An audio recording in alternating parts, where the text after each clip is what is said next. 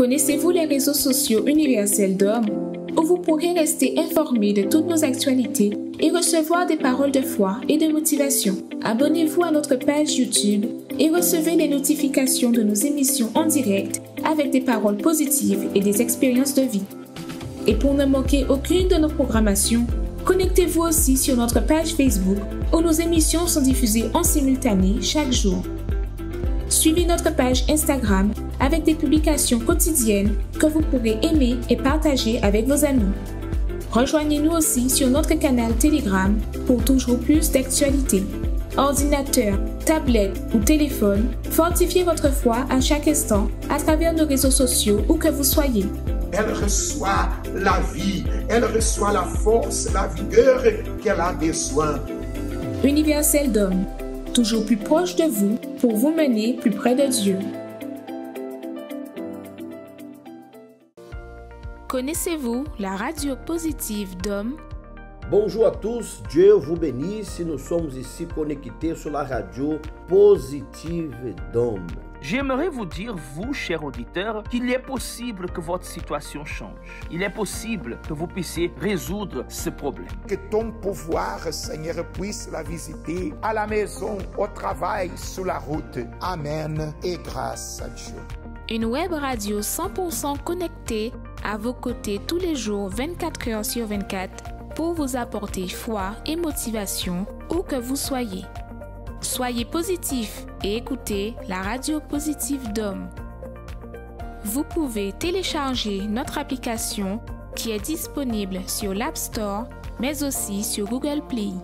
Ou alors, connectez-vous sur notre site www.radiopositivedhomme.fr. Radio Positive d'Homme, la radio qui vous réanime. Que signifie le mot insomnie? Insomnie, nom féminin, synonyme éveil, agrypnie, insuffisance ou absence de sommeil. L'insomnie se définit comme le sentiment d'avoir mal dormi en raison de difficultés d'endormissement, d'un ou de plusieurs réveils nocturnes, d'un réveil trop précoce le matin. Ces troubles nocturnes retentissent sur la qualité de la journée qui suit avec de la fatigue, une difficulté de concentration et de la nervosité. 15 à 20% des Français sont concernés par l'insomnie. À long terme, le manque de sommeil aggraverait les symptômes de maladies somatiques ou psychiatriques associées, telles que les douleurs chroniques, l'hypertension ou la dépression. Vous ou quelqu'un de votre entourage vous souffrez de l'insomnie?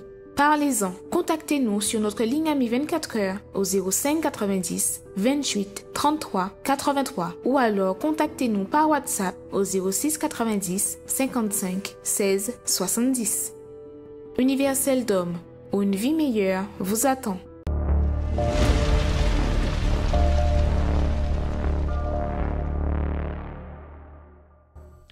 Bonsoir à tous, soyez les bienvenus à notre émission. Mes amis, arrêtez de souffrir.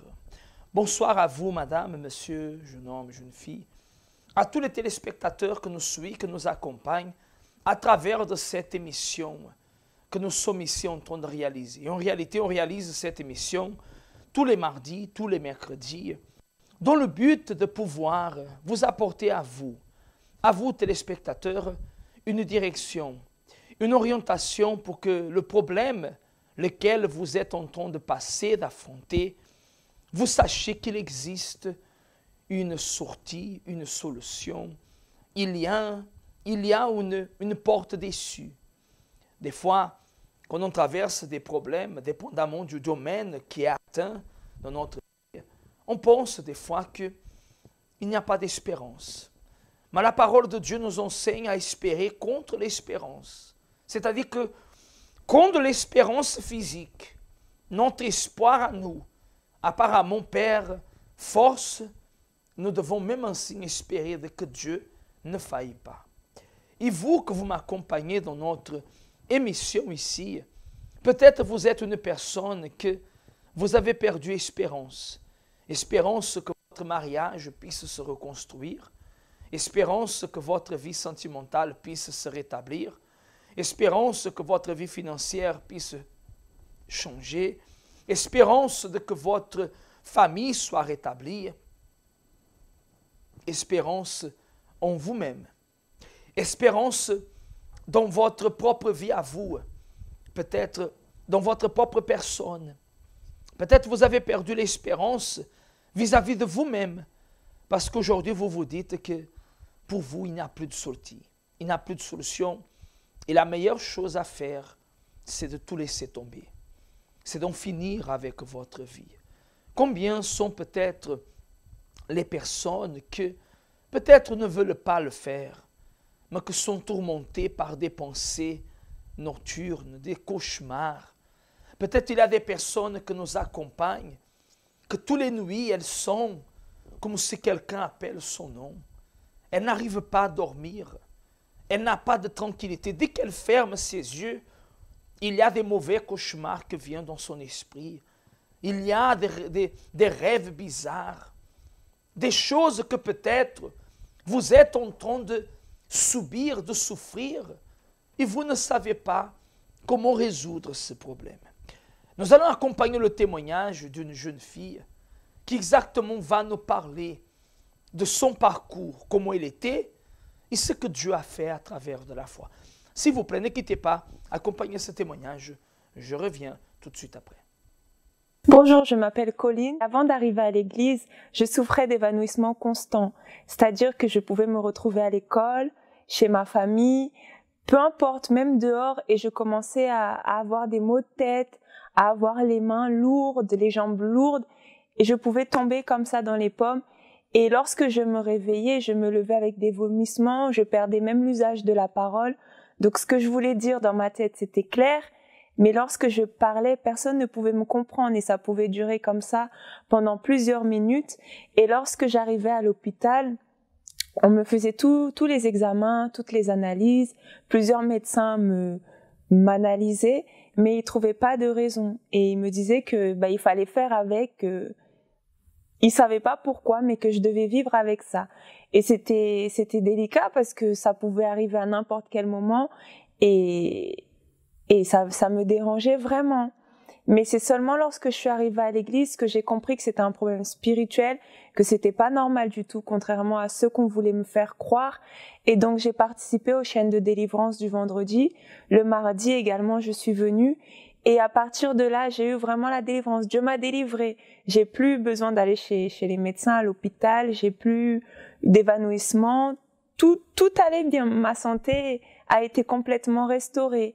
J'avais aussi beaucoup de problèmes au sein de ma famille parce que je souffrais de complexes. Je me sentais pas à ma place dans ma famille parce que j'étais la seule claire de peau. Et je me sentais mal, c'est comme si ma famille n'était pas ma famille, je m'entendais pas du tout avec ma mère, j'avais beaucoup de colère contre elle par rapport à ce qui s'était passé avec mon père. J'en voulais à ma mère, je n'aimais pas mes frères et sœurs qui sont venus après moi, je les enviais en fait parce que eux ils vivaient avec leur père et moi non. Donc à la maison c'était tout le temps des disputes, j'aimais être avec personne, j'aimais rester seule. Lorsque mon frère et ma sœur venaient passer du temps avec moi, je les chassais de ma chambre, je les tapais énormément aussi. J'étais vraiment mal, mais en arrivant à l'église, vraiment, j'ai pu voir que j'étais le problème et j'avais besoin de changer. J'ai commencé à mettre en pratique la parole à travers les propos, les messages, les défis aussi qu'on recevait à travers le Godlywood. J'ai pu mettre en pratique tout cela et mon intérieur a changé. Surtout avec le baptême du Saint-Esprit, mon intérieur a changé. Et là, la situation avec ma famille aussi a été transformée. Aujourd'hui, on s'entend très très bien avec mon frère et ma sœur, tout va bien. Avec ma mère, on s'entend bien. Dieu a reconstruit notre famille vraiment. Et je rends grâce à Dieu pour tout ça. Et l'église, le centre d'accueil universel, représente pour moi ma vie, l'endroit où j'ai pu connaître Dieu. Parce que si j'étais pas venue ici, c'est sûr que j'aurais été dans la même situation, voire même pire. Je sais pas où je serais aujourd'hui. Et en venant à l'église, en mettant les pieds ici à l'église, Dieu a complètement transformé ma vie parce que j'ai écouté sa parole et je l'ai mise en pratique. Donc vous qui m'écoutez aujourd'hui, je vous conseille aussi de venir. Venez vraiment à l'église, ne restez pas seul, ne restez pas chez vous. Votre cas n'est pas un cas perdu. Si Dieu a réussi à transformer ma vie, alors il va aussi transformer la vôtre. Mais il faut venir écouter et mettre en pratique tout ce que vous allez entendre. Le moment arrive où la vie vous donne son plus grand cadeau. Elle vous fait connaître le chemin de l'amour. Rencontrez votre moitié, votre partenaire, votre fidèle compagne ou compagnon. Dans le mariage, tout ne se passe pas toujours comme on s'y attend, pour divers motifs ou le fait d'être surpris par beaucoup de pierres sur le chemin du bonheur. La vérité est qu'il ne suffit pas d'avoir des sentiments. Un mariage implique l'union, la confiance et par-dessus tout la compréhension des deux parties. Il est nécessaire de s'entendre, de reconnaître le bon et le mauvais côté de chacun, pour réussir à surpasser les obstacles de la vie, pour que les deux deviennent un seul. Et cela oui, est la véritable clé du succès dans le mariage. Dans ce parcours à deux, tout est possible, mais les problèmes tels que les maladies ou les problèmes financiers peuvent ébranler n'importe quel mariage. Et pour que vous n'en soyez pas victime, maintenez une posture positive et croyez dans le changement. Combien de personnes sont maintenant en train de passer par de sérieuses difficultés dans leur vie, ayant faim ou même froid, dans la solitude? En vérité, quel est votre véritable problème? Mettez un point final à ces disputes qui ne vous emmènent nulle part. Luttez pour votre relation. Participez à la thérapie de l'amour. Doute vs croire. Le doute est un état d'esprit, une pensée. Il est synonyme de perplexité et d'hésitation. Celui qui doute est continuellement en état d'interrogation et est par conséquent paralysé dans toutes ses entreprises. Il n'est pas capable d'agir ni de réagir face aux difficultés qui se présentent devant lui. La Bible dit que celui qui doute ne s'imagine même pas recevoir quelque chose de Dieu, puisque le doute affaiblit celui qui le nourrit et le rend immobile, là où la foi lui demande d'agir. Croire est aussi un état d'esprit, totalement contraire au doute. Croire est une conviction en quelque chose ou en quelqu'un. Celui qui croit ne reste pas sans agir. Il est déterminé à voir ce en quoi il croit se matérialiser. Croire est directement lié à la foi. La foi est bibliquement définie comme une ferme assurance, et croire est une ferme assurance. Celui qui a la foi croit et par conséquent agit. Celui qui croit ne s'arrête pas aux obstacles, mais il voit le résultat. Vous pouvez voir, mes chers amis, le témoignage de cette jeune fille, les problèmes qu'elle avait. Regardez combien sont les personnes qui vivent ce problème. Bien évidemment que si la personne va chez le médecin, et tout en respectant la médecine, toute attention à ce que je suis en train de dire, la médecine fait sa part, qui est extrêmement important et dur à faire. Mais il y a des moments que la médecine ne peut pas faire ce que seulement Dieu peut faire. C'est pour cette raison que nous sommes ici dans cette émission. Dans cette émission pour pouvoir vous montrer à vous téléspectateurs, qu'il y a une porte d'issue. Peut-être vous êtes quelqu'un là de l'autre côté de la télé, que vous m'accompagnez et que vous êtes en train de subir une dépression, le début d'une dépression, une dépression sévère, peu importe quel est l'état dans lequel vous vous trouvez. Nous allons accompagner encore un autre témoignage. Et tout à l'heure, je voulais vous parler de ce jeudi, une réunion tout à fait spéciale que nous allons réaliser pour que votre vie sentimentale puisse changer, familiale, sentimentale, pour que votre vie soit bénie. Mais avant cela, accompagnons l'histoire de Vania, une histoire de quelqu'un qui est tombé dans une dépression grave, mais que Dieu a pu la faire sortir. C'est pour exactement vous dire que cette émission Arrêtez de souffrir, ce n'est pas seulement le mot, ou le nom, ou le titre, c'est prouver dans la vie de ces personnes que la souffrance, elle peut s'arrêter. Accompagnez son histoire et je reviens tout de suite après.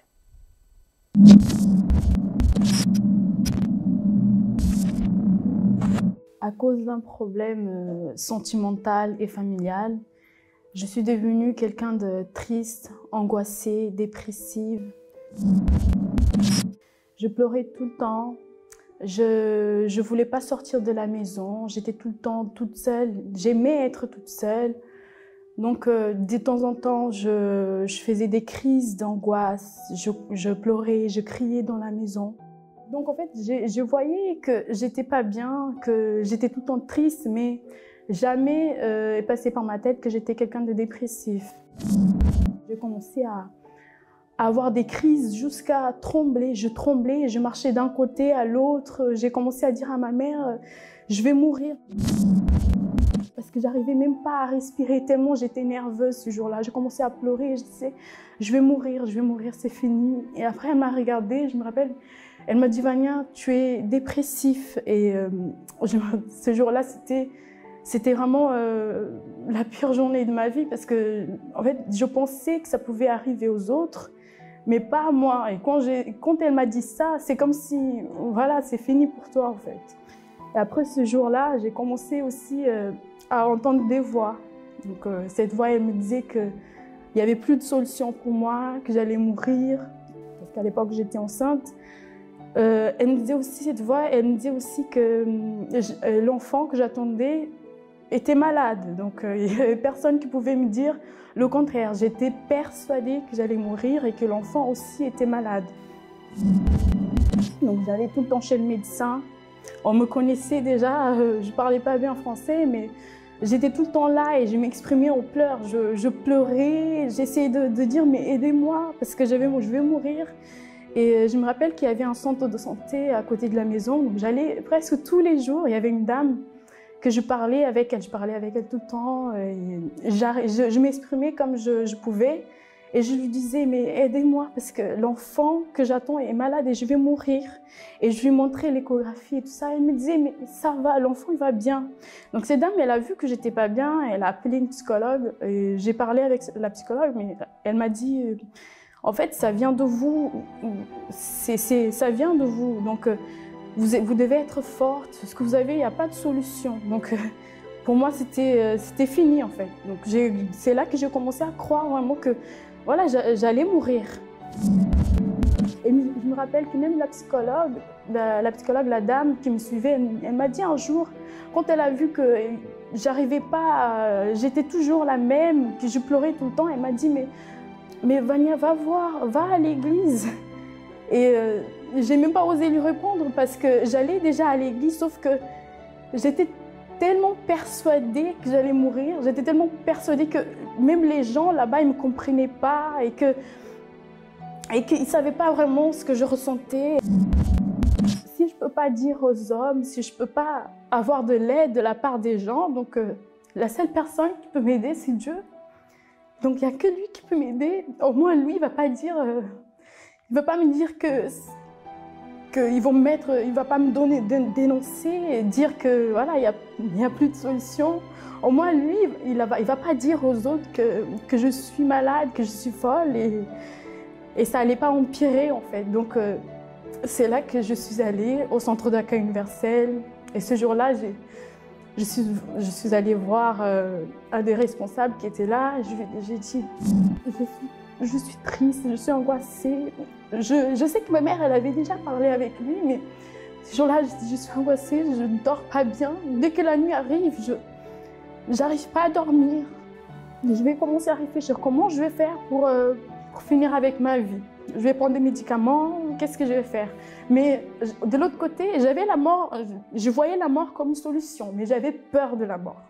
J'avais très peur.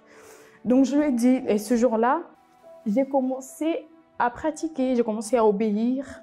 Au bout d'une semaine, j'ai été guérie, j'avais plus de dépression, j'étais plus triste, j'arrivais à dormir tranquillement. Dieu, il a pu me guérir parce que je ne croyais pas, mais j'ai vu en fait que lui, il fait exception de personne. Donc aujourd'hui, je suis quelqu'un, j'ai la joie à l'intérieur de moi, j'ai la paix, je dors bien, je dors en paix, je me réveille en paix, je suis tout le temps joyeuse. Donc j'ai des problèmes, oui, mais j'ai toujours cette force à l'intérieur de moi qui m'aide à surmonter les moments difficiles. Mon enfant, il va très bien, il est né en très bonne santé. C'est un enfant normal comme tous les autres. C'est un enfant épanoui. Donc tout va bien, grâce à Dieu. Le simple fait de me regarder dans le miroir me fait mal. Je ne m'aime pas. Je n'aime rien ni personne.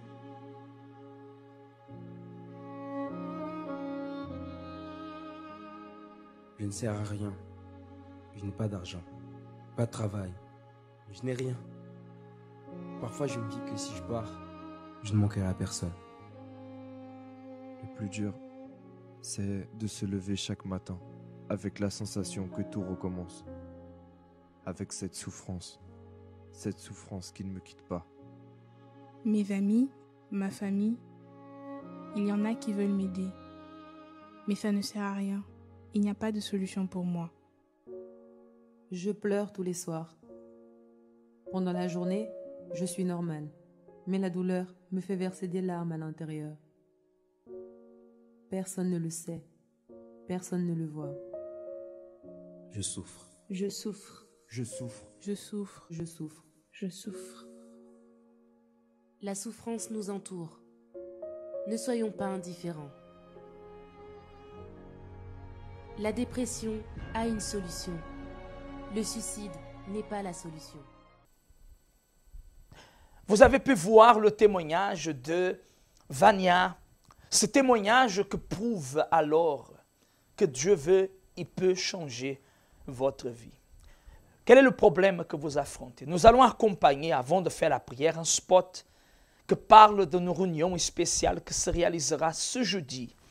Nous avons donné, c'est le mai des mariages, le mois des mariages. Le mois de mai, nous sommes en train de faire le mois des mariages. Et ce jeudi, 26 à 18h, attention, ce jeudi, spécialement c'est férié, à 18h, arrivez bien avant, vous aurez l'opportunité de recevoir une bénédiction, mes amis de l'évêque et de tous les hommes de Dieu qui seront présents ici.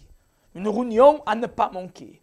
Le spot va vous expliquer qu'est-ce que cette réunion peut vous apporter et nous revenons ensuite pour pouvoir faire la prière avec vous tous.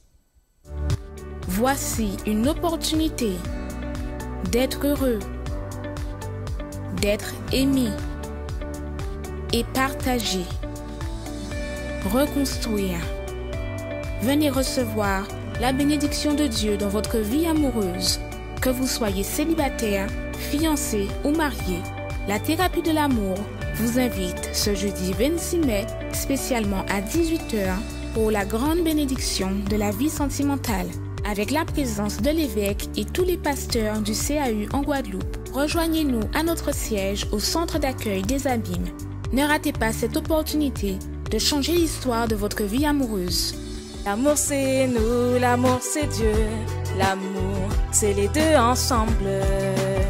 Avec lui nous allons le construire. L'amour c'est nous, l'amour c'est Dieu, l'amour c'est les deux ensemble. Un amour intelligent, oui, avec Dieu. En moment là ça, participez à une prière spéciale. C'est bon moment pour parler avec bon Dieu, d'avoir. C'est les tout seul qui peut aider. Nous caille semble fois en nous basote.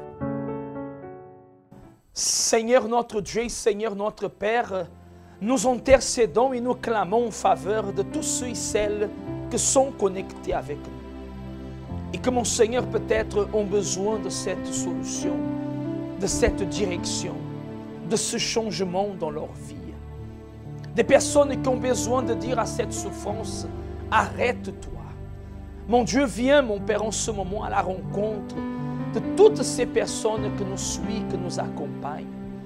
Viens, mon Dieu, en ce moment manifester ton pouvoir afin de pouvoir faire en sorte que là où il y a une personne connectée avec nous à travers de cette émission, que ton pouvoir agisse, que ton pouvoir visite.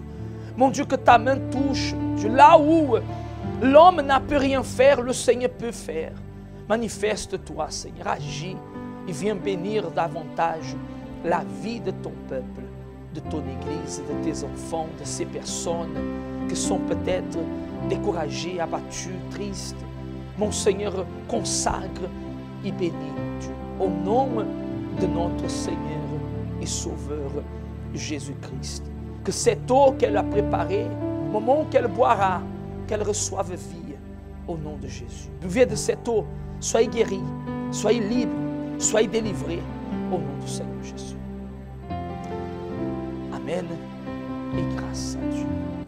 Mes chers amis, je suis sûr et certain que vous êtes déjà bénis. Certainement, le pouvoir de Dieu va se manifester dans votre vie. Nous arrivons à la fin de notre émission, de notre programmation d'aujourd'hui. Demain, on sera de retour, mais je vous laisse, mes amis, cette invitation. Ce jeudi, aux Abîmes, dans notre siège, au 6 Morne-Verguin, à 18 h, la présence de l'évêque et de tous les pasteurs, afin de faire cette grande bénédiction pour votre vie sentimentale. C'est gratuit, vous aurez l'opportunité d'avoir un moment, une opportunité de changer cette situation, laquelle vous pensez qu'il n'y a plus d'espoir. Il y a. C'est gratuit, ne perdez pas de temps. Des autres fois, peut-être vous aurez dit, je n'ai pas du temps, je travaille. Mais cette fois-ci, vous avez la possibilité d'être présent. Une très bonne journée et une très bonne soirée et au revoir. Connaissez-vous nos centres d'accueil universels ici dans les Dômes? Notre siège est situé en Guadeloupe, aux Abîmes, au 6 Morne-Verguin, en face de la Brède, entre le KFC et le McDonald's. Nous avons aussi nos centres d'accueil à Pointe-à-Pitre, au 29 quai Lefebvre, en face du parking du port. À Baïf, au 51 impasse Louis Blériot, Zac des Pères Blancs, derrière le Super U. À Saint-François, à la rue Charles Junon, à 100 mètres du marché de la Rotonde.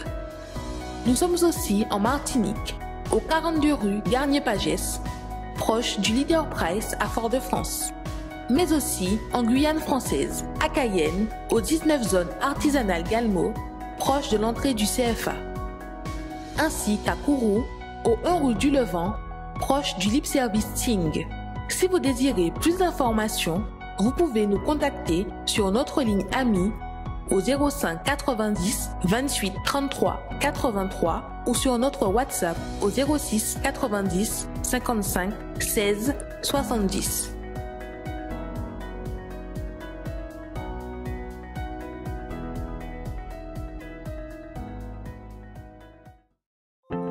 Qu'est-ce que le bonheur pour vous? Le bonheur est un état d'esprit qui demeure en nous à tout moment. Nous ressentons cette joie lorsque nous réussissons quelque chose, lorsque nous avons une bonne nouvelle, et même pendant les moments difficiles, ce bonheur est toujours présent. Mais ce qui se passe dans les jours actuels avec les nouvelles technologies est la recherche de ce qu'on appelle le bonheur artificiel.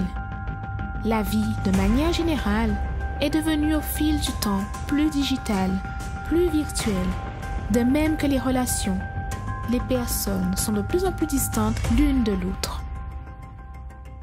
Pourtant, Dieu a créé l'être humain, a uni les personnes, mais elles s'éloignent entre elles et ignorent même l'existence de leur Créateur. Ainsi, elles ne peuvent profiter du bonheur que lui seul peut donner. Tu me fais connaître le sentier de la vie. Il y a d'abondantes joies dans ta présence, un bonheur éternel à ta droite.